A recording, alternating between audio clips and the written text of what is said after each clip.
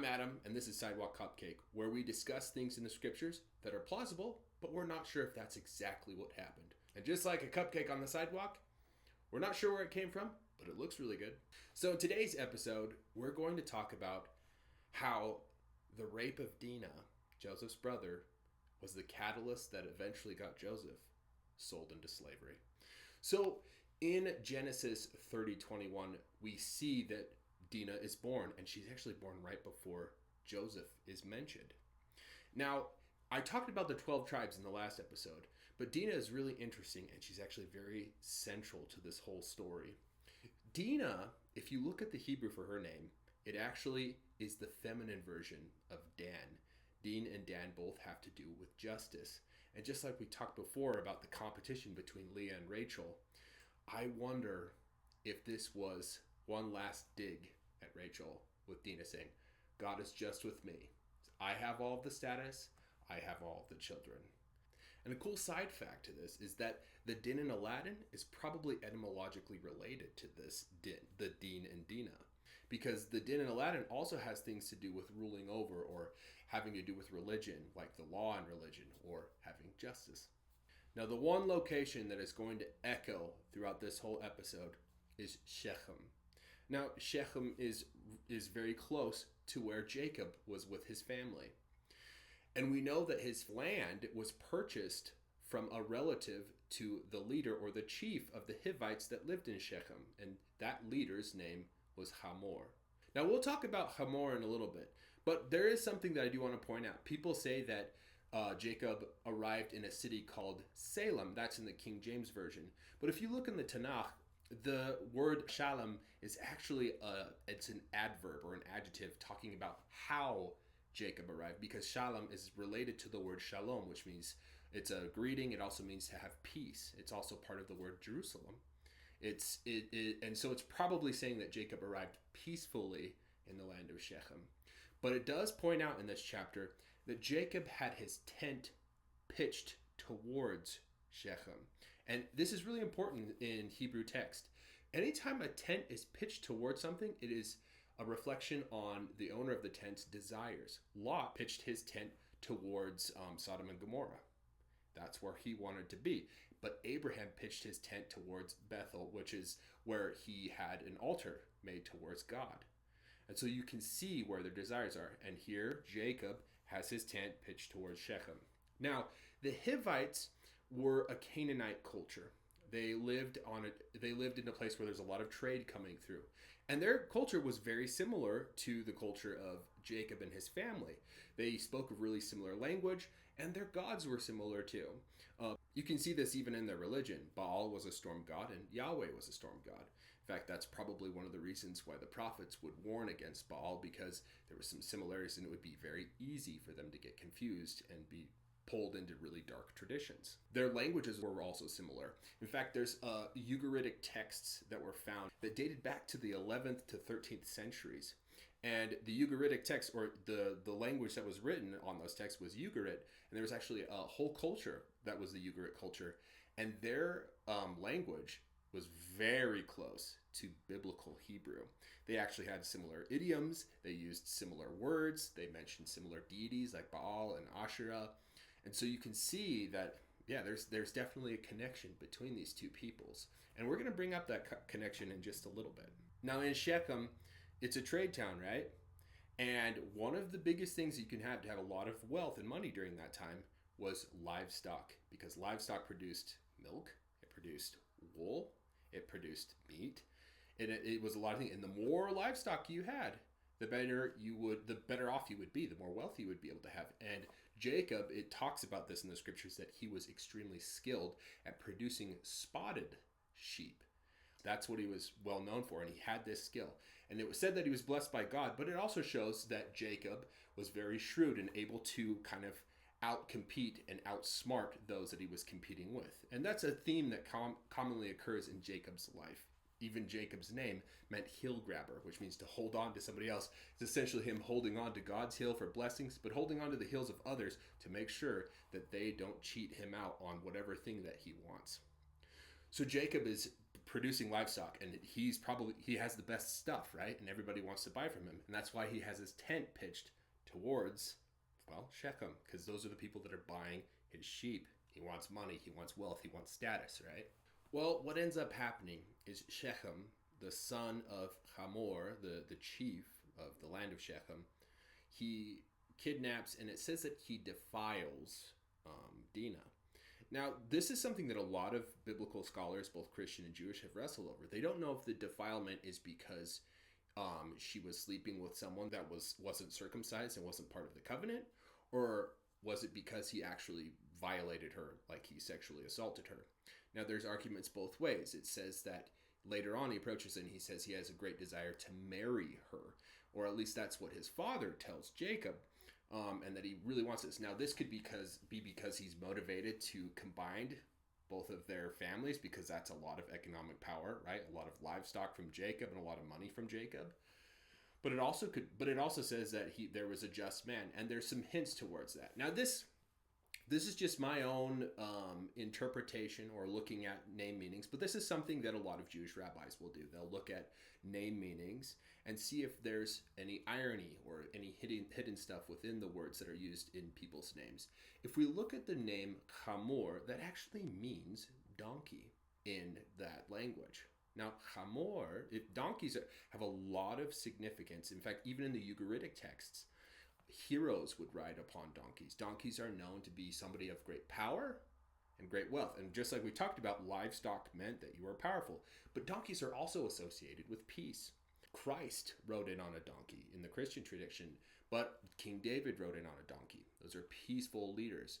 And that's also why in the law of Moses it says not to multiply horses unto yourself. And that's because horses are specifically used for chariots, which are used in war. They are things that people ride during times of war. A donkey is ridden during times of peace. So Hamor is this king, and his name means donkey. He's somebody that maybe could possibly represent a peaceful king, somebody that was trying to make peace with Jacob. Now, Shechem means shoulder, and in Hebrew idioms, shoulders are associated with lifting things and carrying burdens. So this father, his son Shechem, is his burden because of what he's done to Jacob's daughter. Now, later on, Jacob talks with his sons. Now, his sons, particularly Levi and Simeon, are extremely angry. And that makes sense because that's their sister, and it's not just a half-sister or a sister that's adopted through their mother because of maidservants that slept with their dad. This is their blood sister, because Dinah is Jacob and Leah's daughter, just like Simeon and Levi are, Jacob and Leah's sons. And so they're really mad. But the way that their dad reacts to this is, well, we can't make any waves. He essentially says, because who are we going to sell our sheep to? This is where all of our money comes from. So we have to be really careful. We have to make peace with them. And they even have discussions. And what's interesting is the people of Shechem, even the Hivites in Shechem, they volunteer themselves to become circumcised. So essentially to convert to their religion and become part of their traditions. But Levi and Simeon aren't having it. And I wonder if partially that's because of how angry they are at their dad. And it's just all those other feelings of feeling neglected, or feeling like not as favored as Joseph, not feeling noticed, because their dad's absent and he has his tent pitched towards Shechem and his money and selling his goats, and he's not really around to notice what's going on with his own family. And so they decide to take justice into their own hands. Levi and Simeon go into Shechem and they murder all of the men in the village, and probably sold anybody that was left that were males into slavery, which left the women there. Now, you've got to realize one thing. Women back in those times did not have a whole lot of options when it came to making money. In fact, there was really only one option left, and that's prostitution. So you look at the name Shechem, which means burden. It was originally Hamor's burden, but now it's become Israel's. And this was all done out of severe, harsh, blunt revenge, which Levi would probably tell you, and Simeon would tell you that it was justice. but the amount of damage it causes is ridiculous. Now, what does this have to do with Joseph? Well, Joseph was sent by his dad to go with his brothers to make a report on them. Now, they were taking their animals, their flocks, out to Shechem, because Shechem was known for really well agricultural stuff, or like places to like graze your sheep. They also were known for having figs and wine as well. Why was Joseph being sent out there? What was he reporting on? Well, there's honestly only one thing that they could be doing out in Shechem to the women out there. It doesn't take a whole lot of imagination. And Joseph came back and reported on it. Now, you got to imagine you're little Joseph and you watch what your brothers do to women. You'd be horrified. And I do wonder, this is again me thinking aloud, is this what caused Joseph to be more focused on spiritual things? Because he was confronted with sheer evil that his brothers were doing to women in Shechem, innocent women. It also makes me wonder if that was a traumatic thought he had when Potiphar's wife tried to coerce him into sleeping with her, and why not only was he making a righteous decision to avoid it, but he probably was having some traumatic flashbacks of what was happening to the women that when his brothers were forcing them to sleep with them. Regardless, it definitely affected Joseph. Now, you got to remember what Joseph's name meant. Add another, right? I need one more son. This isn't enough. Joseph's mom wasn't really paying a whole lot of attention to him. At least that's the way I see it. She was competing with Leah, and Joseph had to kind of prove himself, you know? But he was smart like his dad, really smart. And his dad was more focused and noticing what was going on with Joseph. And of course, too, it's the wife he's actually attracted to, his son, right? And so he's noticing Joseph and teaching Joseph all of these things. Now, Joseph had his dreams, but you got to think, like, why would you tell your brothers, I'm going to rule over you? That's not a very smart thing to say, especially for somebody really smart. In fact, Jacob calls Joseph out on it later on in the scripture. He says, what are you doing? So you're saying you're ruling over me and your mother? But it also says that Jacob did take note that his son was having spiritual experiences. But what I'm seeing is I see a boy that is genuinely connected to God and has a lot of gifts and is trying to do the right thing, but he can't help but run his mouth and say the worst possible thing because all the other brothers are essentially picking on him all the time and treating him horribly because they're jealous of him and because they're angry because Joseph is getting the attention that none of them got growing up. This is the first time Jacob's, the way I see it, is showing up as a dad, and it's with Joseph, right? And so they're looking at him like, what is going on? I think the tipping point was reporting on them. That was when they really decided they didn't like him. And then saying he was going to rule over them, just, we're done. We're getting rid of this guy. Now what's cool is when Joseph is sold, well, they first go out and take him out in the wilderness and they throw him in a pit. And they're going to kill him. And part of me wonders, is that Simeon and Levi?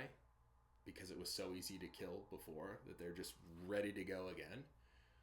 But it's Judah that says, no, we should sell him. And it's really interesting. You can look at this from a bunch of different angles. Was Judah doing this because he's like, no, you guys went too far when you killed all those people, like out of like a compassionate thing? Here's where I kind of lean. I think Judah at this point in time, because he does change, was somebody that was very concerned with reputation. And what Levi and Simeon did damage their family's reputation. And killing their own brother is, this is something you see in cultures all around the world. You do not kill your own brother. You don't kill anybody that you're related to by blood. It's just really bad. It's really frowned upon. Even in Western, like far Western and Celtic stuff, the Greeks have legends about doing like kinslaying. You don't do it, right? So this would be probably something that would look bad on their family. Plus, you could make a little bit of money. Now, what's interesting is Judah sells Joseph for 20 shekels of silver. Now, during that time, the Code of Hammurabi was extremely influential in all of those cultures. And that actually matches up with the price of a young male slave 30 shekels would be the price for an ox, right? But Joseph is sold for 30 pieces of silver. Now, this is really interesting because do you know what the Aramaic version of the name Judah is? Judas. Judas sold Christ for 30 pieces of silver. And so you can see there's a little bit of a reflection going on. In fact, metals in Hebrew culture have their own symbolic weight. For example, brass has a lot to do with justice and the law.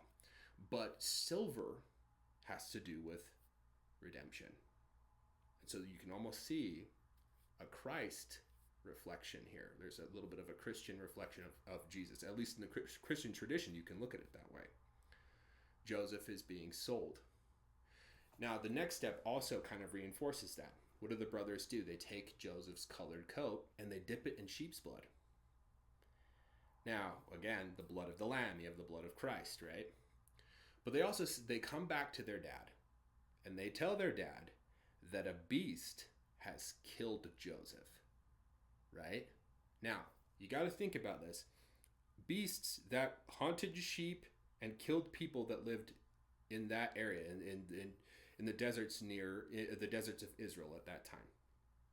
Well, there's really only one animal that could do that, and it was the Asiatic lion or the Middle Eastern lion. And there was photos found of it in the 1800s. It's actually something that a lot of people will argue. There's like, oh well, there's no lions in Israel, and so that means the Bible isn't true. But we've actually found a lot of evidence that yes, there were, and they were lions that had super dark black manes. In fact, the Asiatic lion is the same lion that David killed when it was going after his flock of sheep, right? Daniel and the lion's den, those were probably Asiatic lions as well. So you have this moment where they say, yeah, a beast got him, and kind of hinting towards a lion getting him. But the way Jacob reacts says everything. What's interesting, and what we're going to go into in the next episode, is how the symbol of the lion, which becomes the symbol of the tribe of Judah, is proof that God takes evil things and broken things and turns them to good. But who knows? We don't know where it came from, but it looks good. It's a sidewalk cupcake. I'll see you guys in the next episode.